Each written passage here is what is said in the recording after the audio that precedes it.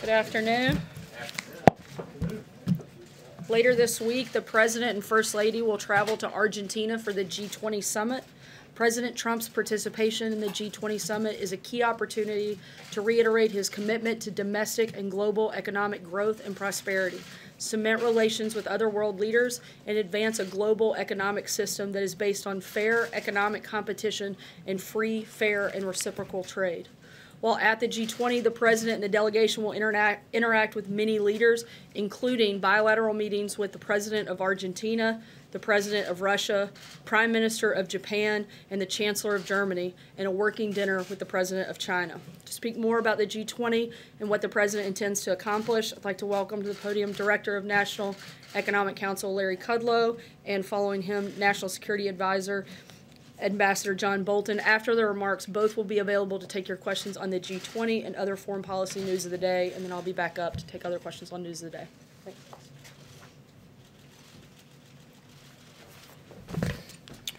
Thank you, Sarah. Thanks, everybody.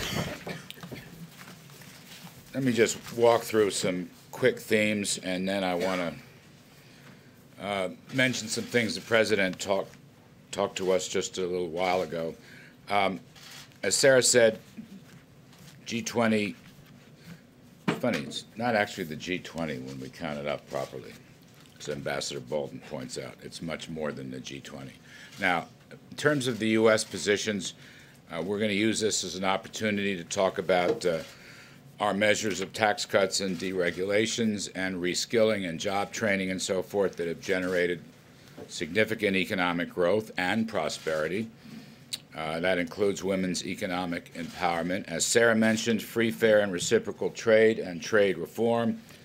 There'll be discussions of infrastructure, finance, and also the U.S. emergence as the dominant energy power in the world today, actually.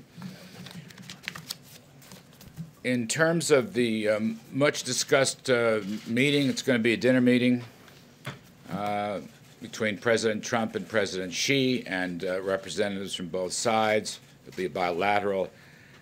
I want to just mention what President told us a short while ago, and that is, in his view, there's a good possibility that a deal can be made, and that he is open to that. He is open to that. But having said that, some caveats, as always.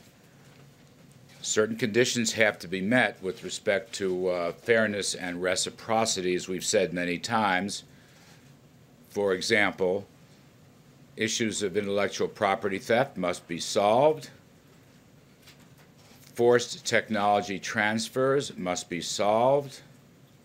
Significant tariffs and non-tariff barriers must be solved. Issues of ownership have to be solved. The President will probably reiterate his view. We want a world, ideally, of zero tariffs, zero non-tariff barriers, and zero subsidies. Now, whether they can get through all that remains to be seen, but that's the President's point of view, as I said just a little while ago. The U.S. is coming to the summit in very good shape. Our economy is quite strong. It's growing at 3% over the past year. Second quarter was 4.2, third quarter was 3.5, perhaps be revised upwards. We have a very strong holiday season, so-called Black Friday, very strong. We've had tremendous investments, business investments, energy investments, oil prices and gasoline prices coming down. That helps consumers, of course. We're in very good shape. China, not so good. I'm not here to critique or second-guess the Chinese economy, but most observers believe China to be in a slump, whereas the United States is in a very strong, solid position going into this summit. However, again, to repeat, the President said there's a good possibility that we can make a deal, and he is open to it.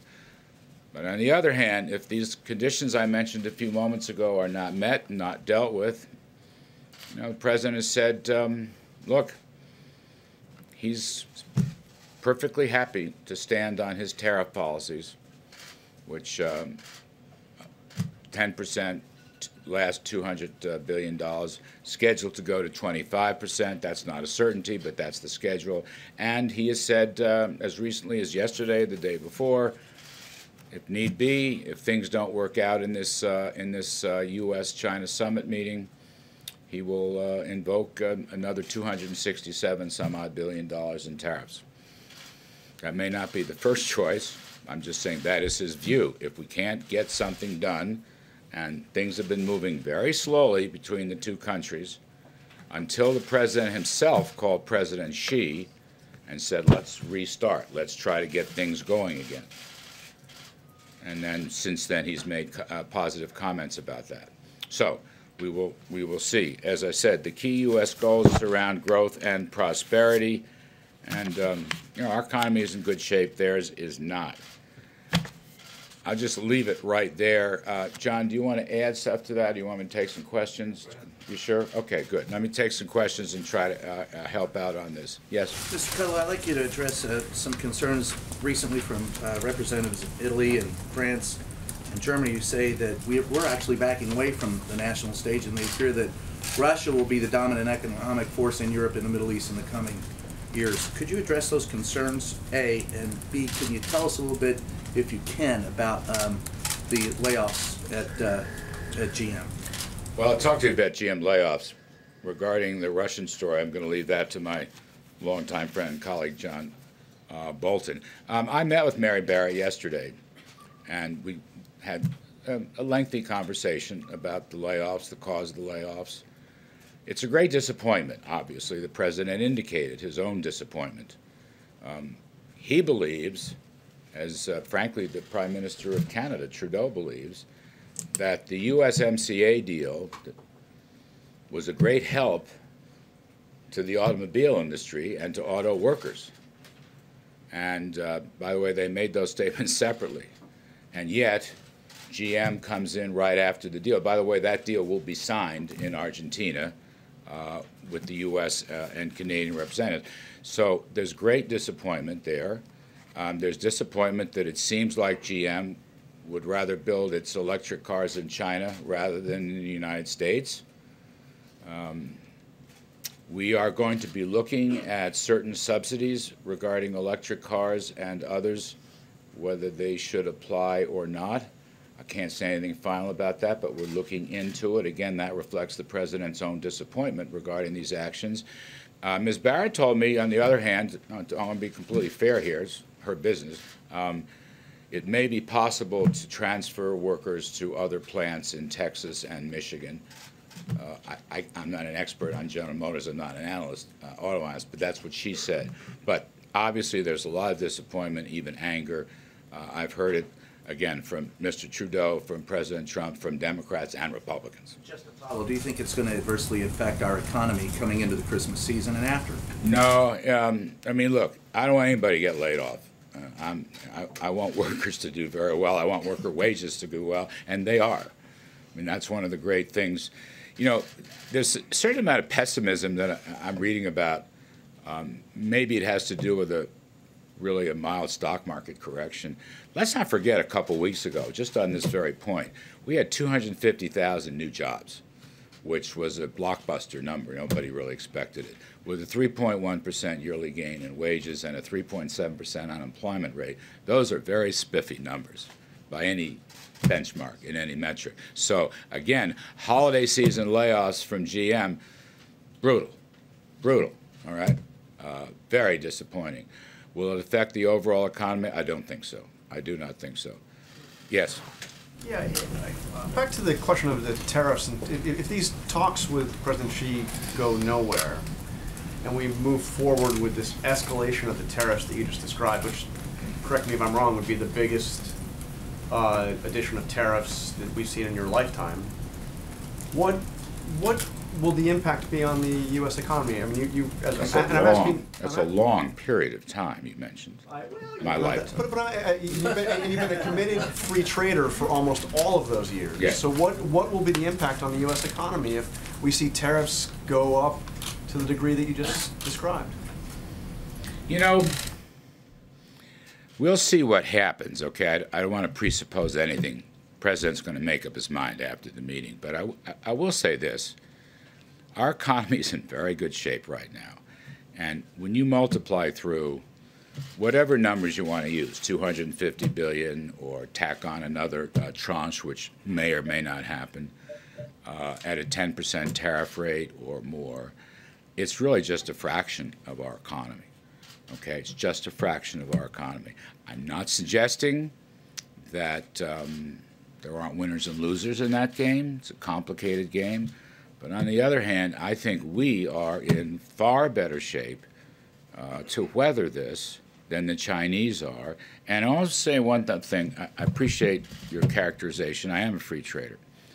But you have to ask yourself, this is what President Trump has been talking about, is it free trade when there's clear evidence of unfair and WTO illegal trading practices by China for several decades? Is that fair? Is that free? Is it free when intellectual property theft occurs, or when Chinese ownership of American companies force transference of technology from American companies to the Chinese companies? Is that fair? Or high tariffs on agriculture and industrial supplies? Is that fair? So President Trump is the first president in, I don't know, at least 20 years, and I'm including Democrats and Republicans, who not only has made this case, but continues to make this case forcefully and to take actions to defend American workers and our overall economy. Other presidents in both parties have raised the issue and then walked away from it. And President Trump obviously doesn't intend to. You know, this is under the heading, I think, for him of promises made, promises kept. It's something he's talked about for several years, and he now continues. If China will come to the table, or in this case the dinner table, with some new ideas and some new attitudes and some new cooperation, as the president said, there's a good possibility they can make a deal. He's open to it. So nothing is written in cement or stone. But again, for a free trader, where's the free trade? And for several months now, since I've been here, the President and I have talked about this. You know, we'd love to see a world of zero tariffs and zero non-tariff barriers and zero subsidies. We'd love to see that world. But unfortunately, we don't have that world, particularly with respect to China, but not only China. And so he's taking actions that he thinks will get us closer to that world. Let me go around. Yes, please. Thanks. Just another GM question. When the president said yesterday they better damn well open a new plant there very quickly, was he just venting his frustration, or does he have some consequences in mind if they don't? You know, I'm going to leave that to him. You may find additional announcements coming on that topic. Some more. Let me go in the back. Yes, ma'am. I wanted to ask you about what Ambassador Shui Tiankai said recently to the Who? Wall Street Journal. Ambassador Shui Tiankai, the Chinese ambassador Yes. To the United States. His thought was that there would be a real risk to the global markets if there wasn't a deal, that they could become fragmented as well. How big are the stakes if you can't reach a deal? Look, the ambassador makes a point. Now, if he would do his part, or his government would do their part, then we can all make a much better point. That's what President Trump is saying. I mean, I'll read you the quote again. There's a good possibility we can make a deal, and he's open to it. But certain conditions, you know, have to be met. Certain things have to be changed. And the president, again, in the spirit of promises made, promises kept, is going to defend, you know, the interests of American workers and ranchers and small businesses and the economy writ large. Let me just add one other point to this. The rest of the world agrees with us. I mean, we signed at the UN, for example, a trilateral agreement with the EU, the United States, and Japan. Worth looking at that document, which outlines, you know, what they call non-market abuses, read China.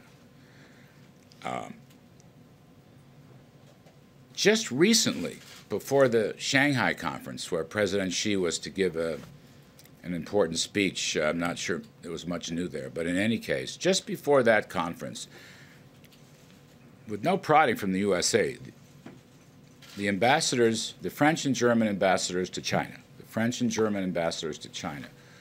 wrote a very tough piece going after, again, non-market, unfair, non-reciprocal trading practices.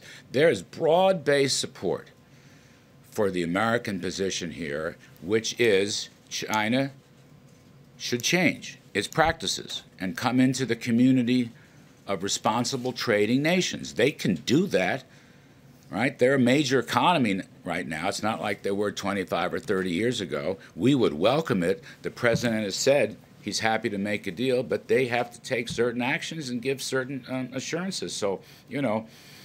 Do you think you'll spend the G20 getting that support around your position from other countries at the G20? Oh, I'm sure we will. I'm sure we will. We have in many other forms. Just a couple more. I want Ambassador. Yes, please. Thank you, Mr. Kudlow. Thank you. Yes, he was talking to me. Tariffs are, in effect, a tax on imported products that are paid for by the consumer. So does the president realize that these escalated tariffs are going to be paid for by the American citizens? Well, look, he realizes the ramifications. As I said earlier, given the strength of our economy, given the size of our economy, we are in position to deal with this and handle this very well. That's the key point. And I'm not so sure about China, but I'll leave that to China experts and so forth and so on. The benefits, let me just look at the other side of the ledger. It's very important. The benefits of true free trade globally will be enormous. You know, if we go back to the idea of zero tariffs and zero non-tariff barriers and zero subsidies, if China plays by the rules, even the WTO rules, and all that needs reforming in our judgment, but they're violating those rules. If we do have a free trading system, or we move in the direction of a free trading system, a true free trading system, we will benefit enormously. Frankly, we will benefit, they will benefit, and the rest of the world will benefit. Now, free trade throws off enormous benefits when it's done properly in consistency and in a reciprocal manner. That's the key point the President emphasized. He's absolutely right. So, you know, I think of it as possibly a long rainbow here. At the end of that rainbow is a pot of gold. You open up that pot and you have prosperity for the rest of the world. But you got to get through that long rainbow. We're not there yet. We can get there. The President is reaching out. But we'll see how that works. Sir? Yes, go ahead. I'm sorry. Yes, go ahead. Thank you, sir. Earlier, you mentioned low oil and gas prices as evidence that the president's economic policy is working. You mentioned the U.S. becoming the global dominant energy player. But merely days ago, the president said that it was necessary to let Saudi Arabia and its crown prince get away with ordering the murder of a Washington Post journalist because Saudi Arabia ensures low gas prices. Now, which one is it, sir? I'm going to let Ambassador Bolton handle that question. I'm trying so hard to swim in my own lane, and I think John will help out with that whole discussion. He's sitting there much too calmly and quietly, so I want to get him up here. We've known each other a very long time. You're on, John. Well, I'm delighted to be here. I don't really have much to add. Sarah gave you the list of bilaterals. Let me just update it a little bit because we're trying to fill every minute of the president's schedule. She said he's going to meet with President Macri, the host government of Argentina. He'll meet with President Moon of South Korea. He'll meet with President Erdogan of Turkey, Prime Minister Abe of Japan. That will transform at some point during that meeting into a trilateral meeting with the Prime Minister of India, Narendra Modi. And then, as Sarah said, the President will meet with President Putin and have a working dinner with President Xi. There were two questions that were. Sir, Ambassador. Question, sir? Yeah, right here. Thank you, sir. Does the president have any plans in the works to meet with the Saudi Crown Prince while he's there? No, look, the bilateral schedule is full to overflowing at this point, and so those are the ones I've listed that he'll be meeting with. Yes, ma'am. Hello. Mr. Yes, I have a question about the border tensions right now with the U.S. and Mexico. The U.S. Launched tear gas canisters into Mexican soil, and I'm wondering if you've gotten, if Mexico was given the go-ahead before that happened, and what is the U.S. doing to mitigate any tensions right now with the incoming Lopez Obrador administration? Yeah, I don't think that's really a subject of the G20, but I can say that Secretary of State Pompeo, who will be attending the G20 and therefore will not be accompanying Vice President Pence to the inauguration on Saturday the 1st, Secretary Pompeo will fly overnight from Argentina to Mexico and will meet with the new Foreign Minister of Mexico on Sunday the 2nd. And they'll have a full conversation about all the issues in connection with the border. Yeah. What do you expect to be on the agenda for the President's meeting with Putin? Well, I think all of the issues that we have on security issues, on arms control issues, on regional issues, including the Middle East, I think it'll be a full agenda. I think it'll be a continuation of their discussion in Helsinki. Ukraine be on that? What about Ukraine? Sure. Thank you so much, Ambassador. Two questions about Brazil, since you are heading there on Thursday to meet with the new incoming president from Brazil, Jair Bolsonaro. One on trade that I know is one of the priorities. For the past few years, Brazil had a trade surplus with Brazil. United States had a trade surplus. Just last year, 27 billion alone. And besides of that, President Trump complained about the Brazilian protectionism, say Brazil is one of the toughest on trade access. What should we expect related to trade relationship with Brazil, with the new Brazilian government? Should we expect more cooperation or more tariffs like those on steel and aluminum? And another one on Venezuela that I know is another priority of the meeting. What kind of cooperation are you expecting with the new Brazilian government? Are you guys going to discuss sanctions? Yeah. Well, the meeting with President-elect Bolsonaro came as a result of President Trump's call on election night in Brazil to congratulate President-elect Bolsonaro. They had a really outstanding phone call, I think developed a personal relationship even remotely. President Trump was the first foreign leader to call President-elect Bolsonaro. So following up on this, we thought it would be useful and certainly very helpful to the United States to hear from the President-elect what his priorities are, what he's looking for in the relationship. From the perspective of the United States, we see this as a historic opportunity for Brazil and the United States to work together in a whole host of areas, economics, security, and a range of others. So I'm really looking forward to hearing what the President-elect's priorities are, try and respond to him, try and tell him a little bit about what President Trump's views are, and hopefully when President-elect Bolsonaro is inaugurated on January the 1st, that the two leaders can really get off to a running start. So I'm just really there to prepare the ground for them. Ambassador Bolton, you tweeted earlier today about a case involving an American family that's being held in China. Have you talked to the president about this case? What is he, if so, what has he told you? And will he bring this up directly at his meeting with Xi Jinping and expect the family to be allowed to leave before any trade deal is done? Well, I've discussed the question of American hostages and people wrongfully held with him on a whole range of subjects. I don't want to get into what his reaction was because I don't think those conversations should be public. But this is a matter of real concern to us, and I think given that the range of issues that President Xi and President Trump will be covering, it's entirely possible that that would come up.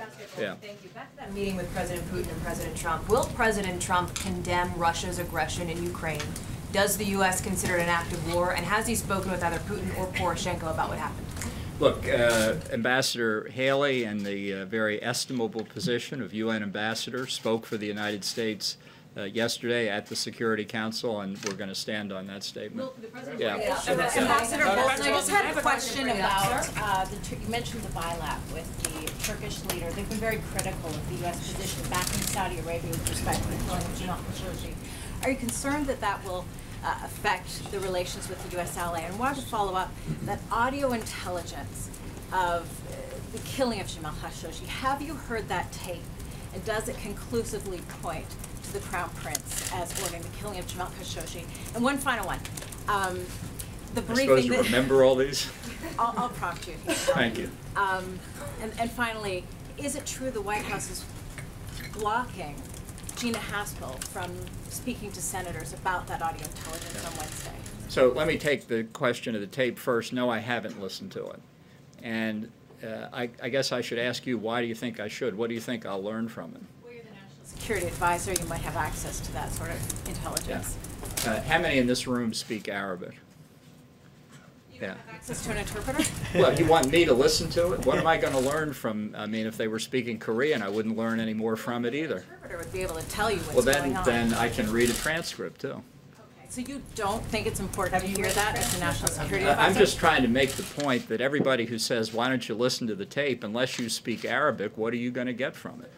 The president? Really, the president has spoken to our position on this issue. He's spoken very clearly, and that is our position. Now, tell me the other questions. Gina Haspel from sharing information with members of Congress.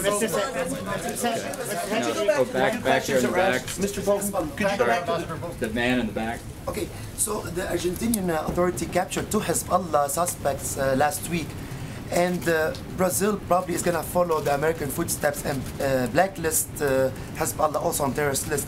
And also Hezbollah is replying for the sanctions, the last sanctions, by blocking the formation of the new government.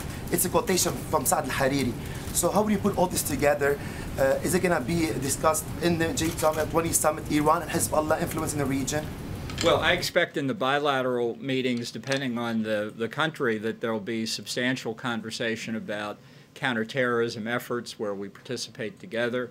That's certainly something that may well come up in Brazil with President-elect Bolsonaro, and I think it's one of President Trump's biggest priorities to extend cooperation against terrorism, whether it's Hezbollah or Hamas or others. So entirely likely it could be a subject. Yes, ma'am.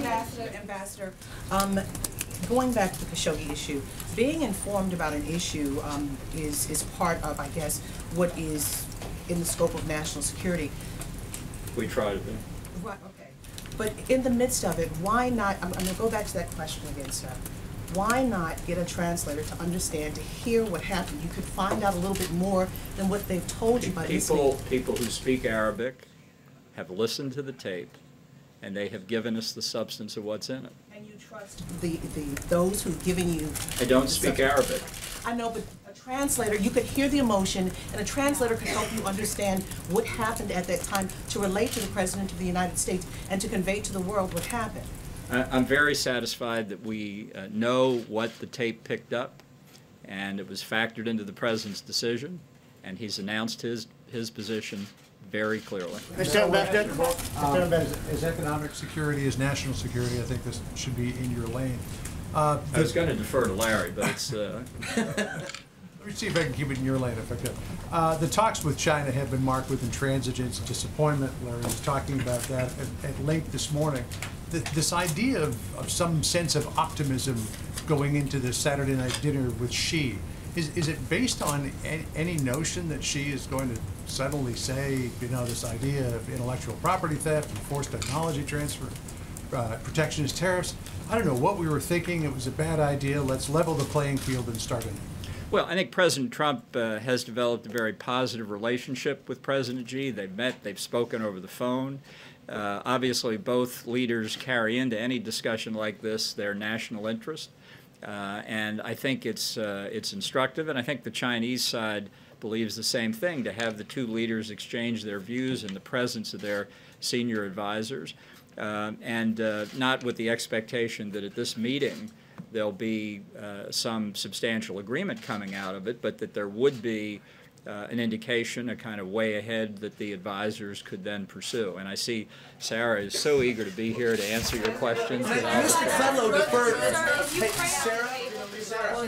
I was going to give him one more, but... Mr. Kudlow deferred a question to him. Could he answer the question that was deferred to him, please? Mr. Bolton.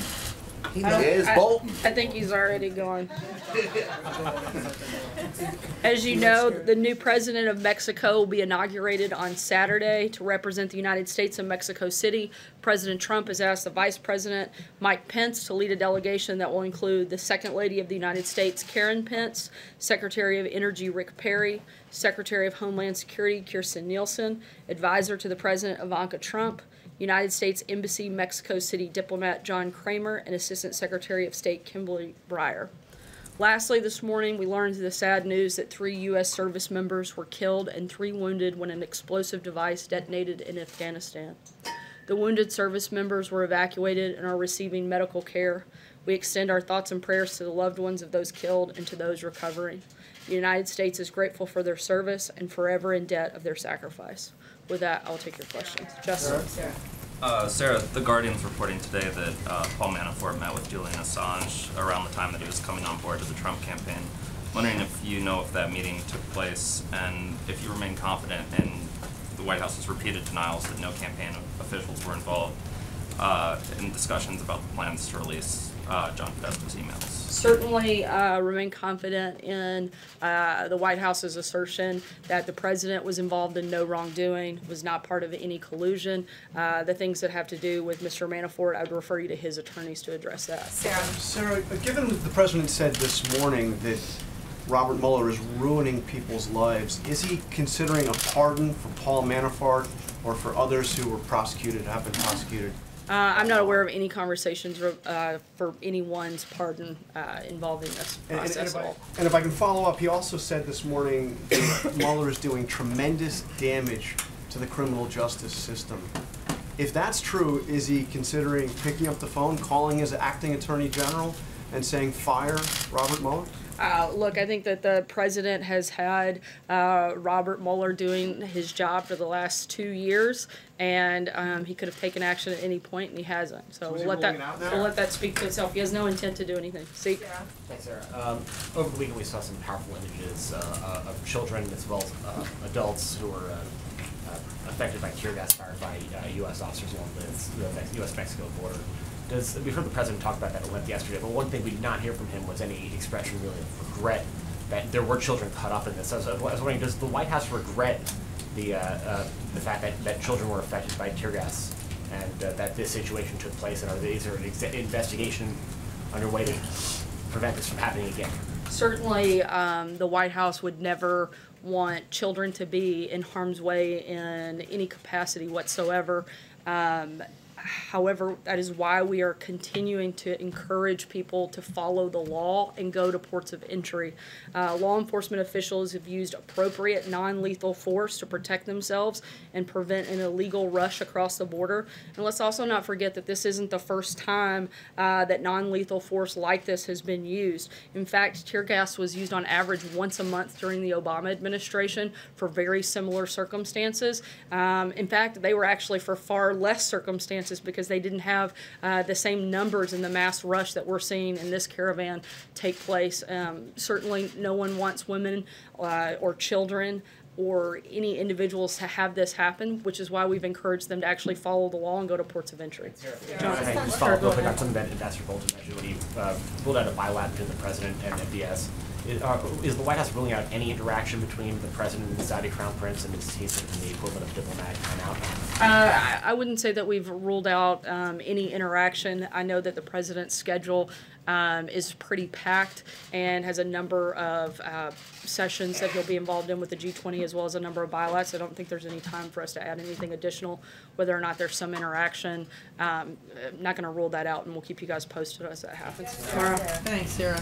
Yesterday in Mississippi at his rally, the president said, he asked a question about Mike Espy. He said, how does he fit in with Mississippi? I mean, how does he fit in? I guess suggesting that he doesn't fit in. I mean, Mike Espy's great-grandparents were slave slaves in Mississippi. What did the president mean by that? Due to the fact that that is an election that is taking place today, I'm not going to comment on anything that could affect anything taking place in Mississippi, and certainly happy to comment on that after today. John, Thanks a lot, the Sarah. president's not guided by the Hatch Act. John, go ahead. Thanks a lot, Sarah. Does the administration have a position on the government of Ecuador continuing to provide asylum to Julian Assange at its embassy in London? I'm not aware of anything official. I'd have to get back to you. And just one more on that, if I may, Sarah. Will you, from the podium, call on the Ecuadorian government to confirm whether or not some sort of meeting may have taken place between Paul Manafort and Julian Assange at its embassy? Certainly, we encourage the process to continue to play out, but I'm not going to get engaged in specifics of that case. President Trump has implied that a potential new deal with Mexico is a done deal, tweeting that migrants will stay in Mexico as they wait for their cases of asylum to be processed. How far along are talks with the new Mexican administration about the so-called Remain in Mexico policy? Those conversations continue. We won't have a final decision until the new government actually takes over, which will happen on Saturday. And on Monday, we expect the new foreign minister from Mexico to meet and sit down with White House administration officials and the Department of Homeland Security Secretary Kirstjen Nielsen and continue and try to finalize those conversations. Second question on Khashoggi, because tomorrow Secretaries Pompeo and Mattis will brief the full Senate on the murder. Why is a leader of a U.S. intelligence agency not joining them, specifically Gina Haspel, who many senators expect to hear from? Ambassador Bolton addressed this. I'm not going to comment on behalf of the CIA director in that capacity. That's something that I would direct you to them to answer. Sarah, I want to ask you about the climate assessment that your administration released last week. The president yesterday, when asked about the economic forecast, he essentially said he didn't believe it. The takeaway for many people is that the president doesn't feel necessarily a responsibility to lead either in this country or in the world on climate change and preventing the calamity that your administration forecasts. Do you agree with that view? And if not, why not? The president's certainly leading on what matters most in this process, and that's on having clean air, clean water. In fact, the United States continues to be a leader on that front. Even Obama's Undersecretary for Science didn't believe the radical conclusions of the report that was released. And you have to look at the fact that this report is based on the most extreme modeled scenario, which contradicts long-established trends. Modeling the climate is an extremely complicated science that is never exact. The biggest thing that we can do is focus on how to make sure we have the cleanest air, the cleanest water, and the president is certainly doing that and certainly leading on that front. How is he doing that? I mean, the president's about to go to Buenos Aires and meet with all the leaders of the world's industrialized nations and developing nations as well. Isn't this a great opportunity for him to sit at the table and say, folks, this is what my administration just reported. This is the time that we all have to act in concert to prevent what my administration is forecasting? Once again, we think that this is the most extreme version, and it's not based on facts. It's not data-driven. We'd like to see something that is more data-driven. It's based on modeling, which is extremely hard to do when you're talking about the climate. Again, our focus is on making sure we have the safest, cleanest air and water, and the president's going to do exactly that. April. Sarah, I want to go back to GM. President Trump, early on in January 2017, met with the big three automakers, and he said he wanted to make the U.S. a more attractive place for companies to manufacture products by lowering taxes and business regulations. What does this move, this action by GM say? Certainly, it's disappointing to see that GM decided to lay off these workers. The president's been extremely committed to bringing manufacturing jobs back to the United States, which is why, since he took office, we've seen 400,000 new manufacturing jobs created in the United States. It's because of his policies that we've seen that grow. This is not about the president. It's about the fact that they're making a car, frankly, that people don't want to buy. And hopefully they will make adjustments and make changes and bring those workers back. Jim? Sarah, getting back to Paul Manafort and the special counsel's office saying that he's violating the terms of this plea agreement by lying to investigators, would the president recommend that Mr. Manafort begin to cooperate, offer full cooperation to the special counsel's office? we can only speak to what our role is in that process, and not only has the president, but the entire administration has been fully cooperative with the special counsel's office, providing hours and hours of sit-downs, as well as over 4 million pages in documents. We continue to be cooperative, but we also know that there was no collusion, and we're ready for this to wrap up. And if I could ask a follow-up, the president doesn't believe the warnings in the climate report. The president doesn't believe the CIA when it comes to Jamal Khashoggi. The president doesn't believe the intelligence community when it comes to Russia meddling. Why doesn't he have faith in his advisors? That's not true. The president has a great deal of faith in the intelligence community and certainly in the team that he has assembled around him. However, I've addressed the climate report. There's really nothing else to add on that front. Khashoggi, you said that that was not true, that he doesn't believe the CIA. He said the other day, maybe MBS did, maybe he didn't, the Crown Prince. And we haven't seen definitive evidence come from our intelligence community that ties him directly to that. What we have seen is a number of individuals that we know are tied to that, and those individuals have been sanctioned. The people that we have no doubt about their involvement, we've taken action on. And as he said, we'll see what happens beyond that, and if there's more definitive information, we'll make a decision at that point. Roberta. Sarah, the Remain in Mexico meeting that you talked about on Monday, is that happening here or in Mexico? And is the United States offering Mexico any financial assistance to help accommodate the migrants seeking asylum who would be staying in Mexico as a result? Sorry, on that second question, do you mind repeating that? It was the first part on whether or not the meeting is here or in Mexico. I'll get back to you on that. I'm not sure on the exact location. Okay. Is the United States offering Mexico any financial assistance, or does the United States plan to accommodate the migrants who would be staying in Mexico?